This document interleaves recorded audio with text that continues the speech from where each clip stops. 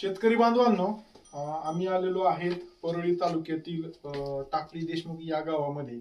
आणि या ठिकाणी जे आहे ते 10 ड्रम थिअरीचा जो आहे तो किंवा बांधावर निविष्ठा निर्मितीचा जो आहे तो एक नाविन्यपूर्ण उपक्रम जे आहे ते प्रगतिशील शेतकरी शिवाजीरावजी देशमुख साहेबांनी या ठिकाणी जो आहे तो अवलंब केलेला आहे. दुसरे प्रगतिशील शेतकरी दिवळे साहेब सुद्धा या ठिकाणी त्यांचा हा उपक्रम पाहण्यासाठी आलेले आहेत माळहिवऱ्यावरून. आणि सोबतच त्यांचे मित्र ज्यांनी आता त्यांचं पाहून जे आहे ते ह्या सगळ्या निविष्ठा जे आहे ते आता हे दोघं मिळून जे आहे ते तयार करत आहेत. तर सोबत यांचे असिस्टंट भंडारेजी सुद्धा जे आहेत जे ह्या ठिकाणी सगळ्या गोष्टी करण्यासाठी पुरेपूर मेहनत जे आहे ते घेतात. राजेभाऊ सुद्धा आहेत जे शूटिंग करताय. तर हे कशा पद्धतीने करताय आणि काय काय निविष्ठा या ठिकाणी तयार केलेल्या आहेत तर त्याची माहिती घेऊ आणि ह्याच्यामुळे काय फायदे झाले ती सुद्धा माहिती आपण घेऊ. साहेब नमस्कार. तुमचं पूर्ण नाव आणि तुमचा मोबाईल नंबर सांगा. मी शिवाजी बाबूराव देशमुख, राहणार टाकळी देशमुख, तालुका परळी योजना, जिल्हा बीड. Mobile number 88 88 57 8000. आता सर्वप्रथम हे सांगा, तुम्ही हे जे काही 10 ड्रम थिअरीची जी काही सगळी संकल्पना राबवली त्याच्या आधी तुम्ही याचं ट्रेनिंग कुठं घेतलं? ही 10 ड्रम शेती कल्पना जी आहे ही सुरुवातीला आम्ही जी रासायनिक खतं होती अशीच मिक्स करून लिक्विड करून सोडित होतो. पण त्याच्यानंतर पुन्हा आम्हाला त्या 10 ड्रम शेतीचा असं माहिती मिळाली. मग या 10 ड्रम शेतीची माहिती मिळाली मी तिथं शिवाजीराव कांबळे साहेब यांना फोन केला आणि त्यांना ट्रेनिंग बद्दल त्यांनी मला त्याची माहिती सांगितली. नारायणगाव येथे मी त्याचं ट्रेनिंग घेतलं. 1 दिवसाचं ट्रेनिंग आहे त्याचं. ते ट्रेनिंग घेतल्यानंतर मला अजून त्याच्यातल्या सगळ्या कल्पना स्पष्ट अशा माहिती झाल्या. मग त्या ठिकाणी ते 10 ड्रम मध्ये 10 वेगवेगळ्या प्रकारच्या ते निविष्ठा तयार करतात. त्यातल्या मी आता इथं 5-6 निविष्ठा आता तयार केलेल्या आहेत. बाकीच्याही करायला चालू आहेत पण सध्याच्याला 5-6 केलेल्या आहेत. त्याचं सगळं युनिट मी सगळं तयार केलंय 10 ड्रमचं. फक्त आता काही निविष्ठा राहिलं. तर आता सध्याच्याला मी इथं आता हे EM नावाचं जपानी सोल्युशन आहे. त्याचं लॉंग फॉर्म काय होतं? Effective micro organism. Effective micro organism म्हणजे इसेन्शियल. बरोबर. इसेन्शियल मायक्रो ऑर्गॅनिक म्हणजे जरुरी जे आहे ते. तर त्याचे हे सगळं सूक्ष्म अन्नद्रव्य त्याच्यामध्ये आणि हे जपानमध्ये सर्वात जास्त वापरलं जातं. हे 5 ड्रम हे EMचेच केलेले की बाजूला इकडून निळ्या रंगाचे. आता ह्याच्यात एक वैशिष्ट्य आहे म्हणजे सगळ्या महाराष्ट्रामध्ये जे काही शेतकरी आम्ही जे काही पाहिलं किंवा आमच्याकडे 5000 हेक्टरवरचा जो काही ऑर्गॅनिकचा प्रोजेक्ट आम्ही पाहिला त्या ठिकाणी बरेचसे शेतकरी गुळाचा वापर करतात. या ठिकाणी मात्र थोडासा आणखीन म्हणजे जास्तीत जास्त नैसर्गिक निविष्ठाच वापरल्या पाहिजे असा एक प्रयोग यांनी केलेला आहे. तर तुम्ही गुळाच्या ऐवजी काय तुमचं नवीन? बाजारामध्ये गुळ घ्यायला गेल्यानंतर काळ्या रंगाचा गुळ मिळतो. पण ते काही केलं तरी थोडं तरी त्याच्यामध्ये केमिकल टाकलेलं असतंच. म्हणून आपल्याला ते नकोय. आणि प्रत्येक वेळी गुळ ह्याला भरपूर लागतो. 100 लिटरला 2 किलो 2.5 किलो गुळ टाकावा लागतो. प्रत्येक वेळी मला 20-20 40-40 किलो गुळ लागत होता. म्हणून मी त्याच्यासाठी माझ्या शेतामध्ये 1-2 ओळी ऊसाच्या गेल्या वर्षीच लावल्या आणि आता त्याचा एक चरख आणला. क्रेशर म्हणा चरख म्हणा. तर ते आता आणलं आणि त्याच्यामध्ये मी जे काही तुम्ही ह्या ड्रम मध्ये समजा 200 लिटरचा तुमचं ड्रम आहे तर त्याच्यामध्ये ऊसाचा रस किती वापरता, पाणी किती वापरता आणि द्रावण किती वापरता? आता ह्याच्यामध्ये याचं विरजन म्हणून आपण 100 लिटरला 10 लिटर हे वापरतो विरजन. आणि 200 लिटरसाठी 20 लिटर. ह्याच्यामध्ये 20 लिटर इरजन, 13 लिटर ऊसाचा रस आणि बाकीचं पाणी. जवळजवळ 170-75 लिटर पाणी आणि 20-30-35 म्हणजे 165 लिटर पाणी. म्हणजे मग हा 200 लिटरचा बॅरल पूर्ण भरतो. 3-4 दिवस हे 5-7 दिवस ठेवला की मग याच्यातून हे ते तयार होते. EM2 solution. टू झालं. तर हे EM2 सोल्युशन जे करायचंय ती कशी प्रोसिजर आहे ती सांगा. ही बाटली वापरून आता ही बाटली सुरुवातीला ह्या एका बाटलीमध्ये ही 1 लिटरची बाटली ह्या बाटलीमध्ये 100 लिटर तयार होते. आणि ह्या 100 लिटर तयार झाल्यानंतर ह्याचं 100 लिटरला पुन्हा 10 लिटर ह्याच्यापासून तयार झालेलं वापरायचं. मग त्याचं ते 200 लिटर आपल्याला करता येते 20 लिटर टाकून. आणि ह्याच्यामध्ये पुन्हा आपल्याला दशपर्णी अर्क, लसूण मिरची अर्क, विमेल अर्क, पुन्हा माशाची स्लरी, मासा अर्क आहे, फळ अर्क आहे, कडधान्य अर्क आहे. हे सगळं ह्याच्यामध्ये कुजून तयार होतात. आणि ह्याच्या EM मध्ये तयार झालेलं हे मटेरियल 2 वर्ष आपल्याला टिकते. बरोबर आहे. EM सोल्युशन मुळे त्यांची जी आहे ती दशपर्णी कार्यक्षमता वाढते आणखी. कार्यक्षमता वाढती आणि दशपर्णी काय अर्क तयार करण्याची सगळ्यात सोपी पद्धत ही आहे. भिजवायचं नाही, उकडायचं नाही, काहीच करायचं नाही, ह्याच्यामध्ये ठेवायचं, पेस्ट तयार करायची, पेस्ट तयार करून ह्याच्यात टाकून दिली की 1 महिन्यानंतर तुमचा अर्क तयार आणि तो अर्क तुम्ही 2 वर्ष वापरू शकता.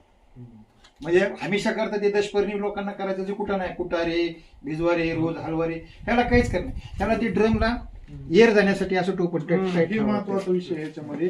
बरेचसे शेतकरी कसं आहे की हे करत असताना शेतकरी बांधवांनो, झाकण जे आहे हे पूर्णपणे असं एअर टाईट असलं पाहिजे. म्हणजे ह्याच्यातून कुठल्याही प्रकारची जीवाणू किंवा बॅक्टेरिया घातक ह्याच्यामध्ये गेला नाही पाहिजे. इथं हे बघा, हे पूर्णपणे ही कॅप लावलेली आहे आणि ह्याला पूर्णपणे झाकण बंद आहे.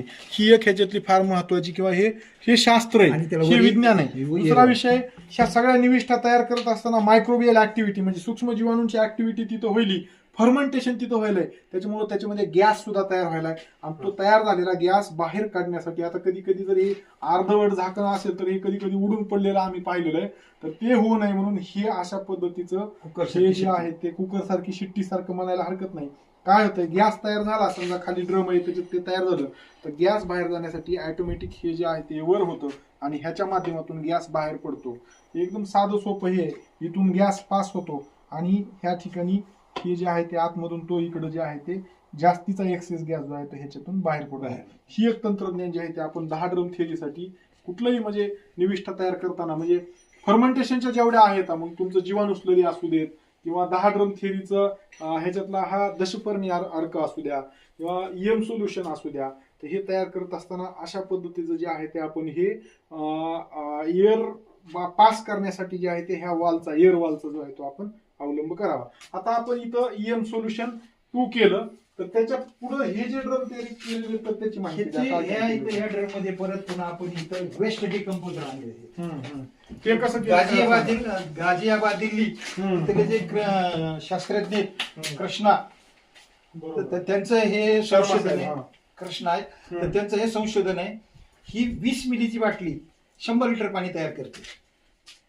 20 ग्रॅमची बरोबर, नाही 10 ग्रॅमची बाटली ही 100 लिटर पाणी तयार करते. आणि हे सुद्धा परत 10 लिटर ठेवण्याचं विरजन म्हणून वापरता येते. हे सुद्धा शेतात सोडल्यानंतर शेतातला काडी कचरा वेस्ट जे काय आहे शेतामध्ये ते कुजून जाते. विषारू बॅक्टेरिया वगैरे जे जमिनीमध्ये मुळाच्या कक्षेमध्ये आलेल्या येतात त्या सगळ्या मारून टाकते आणि तिथं कुजविण्याचं काम करते आणि झाडाच्या मुळातला भाग सगळा निरोगी करते.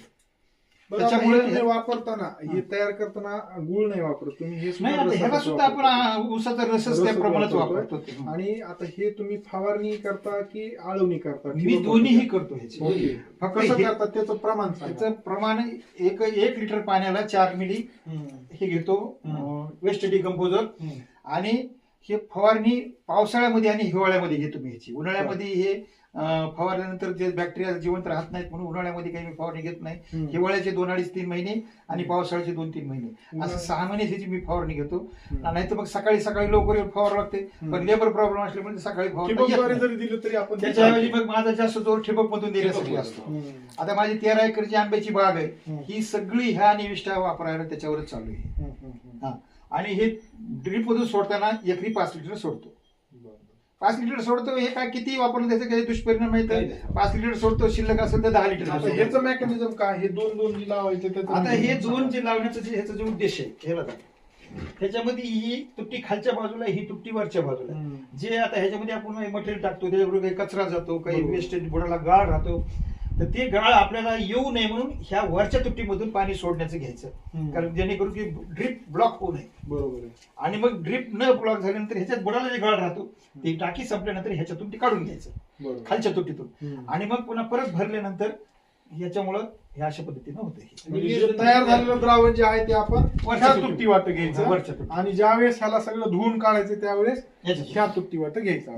आणि हे सगळं इथून हे सगळं मटेरियल तिकडे फिल्टर आहे, त्या फिल्टरकडे जाते. तिथे 1 HP ची मोटर बसविलेली आणि त्या 1 HP च्या मोटरनं 200 लिटरचं बॅरेल 20 मिनिटांमध्ये शेतामध्ये जाते. बाकी व्हेंचुरी वगैरे मी वापरत नाही. उचलून न्यायचं हे ते 12 भानगडी नाही. इथून पाईपलाईन केलेली तिथं फिल्टरकडे, ती हे या ठिकाणी हे अशा पद्धतीनं दाखवा पाईपलाईन. ही पाईपलाईन अशी केलेली आणि ही पाईपलाईन ही तिकडे फिल्टरकडे पाईपलाईन केलेली. पाईप जे दिसतो हे हा हे पाईप असा काळा एसडीपी बरोबर आहे. हा. अशा पद्धतीचा हा पाईप आहे हा. आणि या ठिकाणाहून जे आहे ते हे अशीच पाईपलाईन जी आहे ते हे इकडं बाहेर गेलेली आहे तिकडं हा. आणि अशाच पद्धतीने इथून हे बाहेर तिकडं नेऊन समोर एक स्लरी फिल्टर आहे तर त्या माध्यमातून जे आहे ते तिकडं हे पूर्ण डीपीच्या बाजूला जे दिसायला हे काळा डोम त्याच्यामध्ये जे आहे तिथून ते पूर्ण शेतामध्ये बागेला जे आहे ते हे फिल्टर वाटत येतात.